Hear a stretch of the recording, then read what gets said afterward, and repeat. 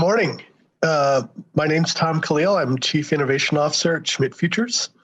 Our next keynote speaker, Dr. Harvey Feinberg, needs no introduction. He's been involved in public health for 40 years and served for 12 years as president of what is now the National Academy of Medicine. More recently, he's been chairing a critical effort for the National Academies of Science to get policymakers the best possible scientific advice on the pandemic, and to do that in days or weeks, not years. We're thrilled to have him share his experience helping to navigate this crisis. Please welcome Dr. Harvey Feinberg. Thank you, Tom, and greetings, everyone. It's a pleasure to be with you and to be able to share with you some of my thoughts and insights from the experience in the United States working to provide scientific advice to policymakers in response to COVID. In my opening comments this morning, I want to make 5 basic points. The first point is that the COVID pandemic starkly demonstrated the need and value of using sound science in policymaking. And the relevant range of scientific fields was quite wide: biology, virology, genomics, emerging infectious diseases, the One Health concept, immunology, vaccinology, epidemiology, mathematical modeling, engineering, public health. We could go on and on.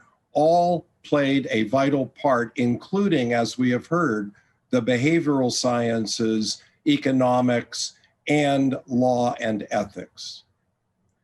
The second point that I want to make is that sound scientific advice has 3 critical attributes. The first of these is technical excellence. The second is high relevance. And the third is timeliness. Excellence depends on getting the right experts, asking and answering the right questions, who have a fidelity to the state of scientific knowledge. Relevance means that the policymaker has been able to articulate and define the right kind of questions to ask. And timeliness, of course, depends on getting the scientific input in a timely way. The third point I want to make derives from the experience in the US, which is about the special place that the US National Academies of Sciences, Engineering, and Medicine play in the pantheon of scientific advising in the US. Of course, science and expertise emanates from many places within the government, in universities, in industry, in nonprofit organizations, and in many other settings. But in the United States, the national academies play a distinctive, even a unique role. They were chartered by the Congress back in 1863 to provide advice to the nation, quote, on any matter of science or art. Art at the time meant technology. Secondly, over many decades, they've earned a unique place in working with government agencies and leaders. Their role has been codified in repeated executive orders and in law in the Federal Advisory Committees Act. The National Academies can draw on the full range of expertise and scientific knowledge that I briefly mentioned. And there's a wonderful tradition of volunteer service. All of the experts give freely of their time and knowledge without compensation. So the National Academies is a special resource in the US for bringing independent scientific perspective to bear on active policy questions. The fourth point I want to make relates to the special role of the Standing Committee on Emerging Infectious Diseases and 21st Century Health Threats, established at the National Academies at the request of the Director of the Office of Science and Technology Policy at the White House and of the Health and Human Services Assistant Secretary for Preparedness and Response. This committee, which I was invited and privileged to chair, has been working actively since March of 2020 to provide independent, informed scientific guidance. The committee has produced more than a dozen rapid expert consultations, forms of advice in writing that had not previously existed, that were created in part to meet the urgent needs of scientific expertise to inform policy on a range of questions about the virus, about spread, about vaccine, about the genomic changes, and many, many others. The committee also conducted a number of very short-term telephonic consultations, organizing large numbers of relevant scientists to be available to respond to the questions and speak to the issues that were on the minds of the sponsors and the policy makers. The committee sponsored a number of workshops and worked hand in hand with other parts of the national academies to provide the full range of appropriate scientific advice.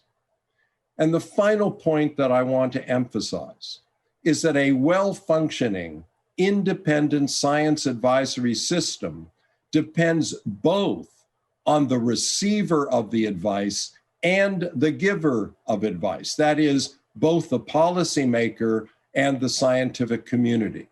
What we seek and need from the policymaker are first individuals who are in authority with the responsibility to make decisions, who are genuinely interested and seeking independent, informed scientific advice.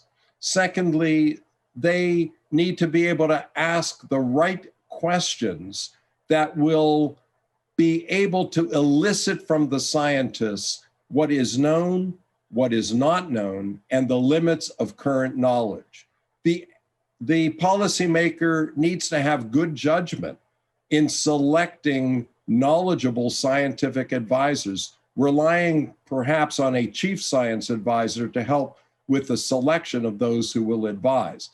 And the policymaker has to have the ability and the willingness to take account of scientific information in making decisions. On the part of the scientific expert, there has to be deep and genuine knowledge coupled with a recognition of the limits of scientific knowledge generally and of any one individual's range of expertise. Secondly, an ability to communicate clearly and accurately what the science can teach without overstating or understating what is currently known and what is currently not known. The science community has to have the capacity to respond in a timely way, in a responsive way to the relevant questions. And the scientific community needs to bring a high level of humility coupled with respect and appreciation for the array of responsible scientific views and expertise. And finally, scientists need to recognize that non-scientific considerations will play a legitimate part in policy decisions when considerations such as fairness, equity, acceptability, implementability come into play. Of course, decisions can also be distorted by inappropriate considerations such as political expedience, convenience, displacing responsibility, or advancing self-interest. A well-functioning and sound scientific advisory system is a key building block to more effective and timely response to a global threat such as the COVID-19 pandemic. I look forward to hearing from the panelists and to participating with them in the discussion, and thank you for the opportunity to speak with you this morning.